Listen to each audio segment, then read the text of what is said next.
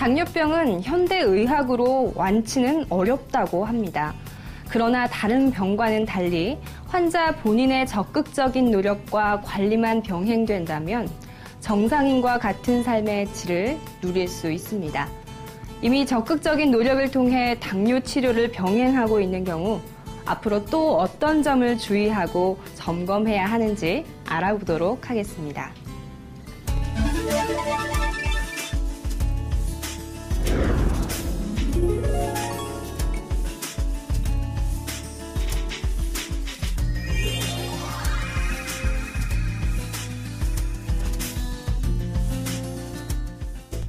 적극적으로 관리를 할 경우 치료를 시작하면 혈당 관리가 잘 되는 경우가 많습니다. 이제 앞으로 어떻게 혈당 관리를 꾸준히 잘 하는 것이 관건인데요.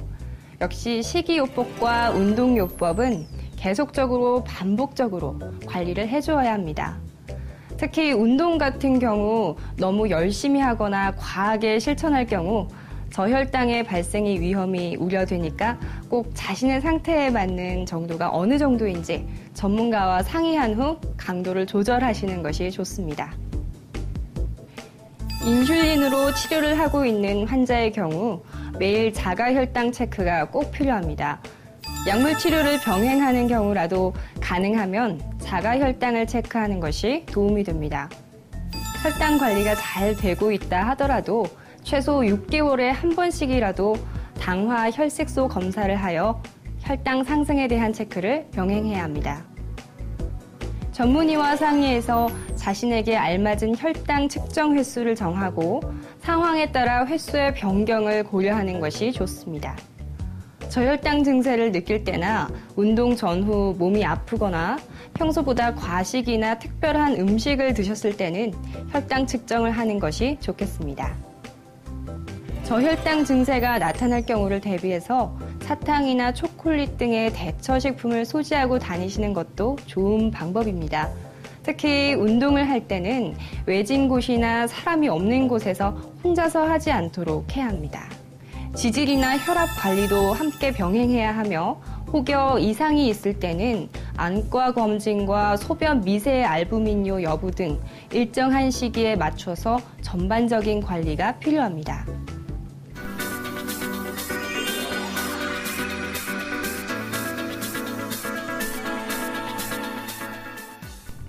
약물 치료가 환자의 체질에 맞지 않는 경우 부작용이나 신체 이상 반응이 나오기도 합니다.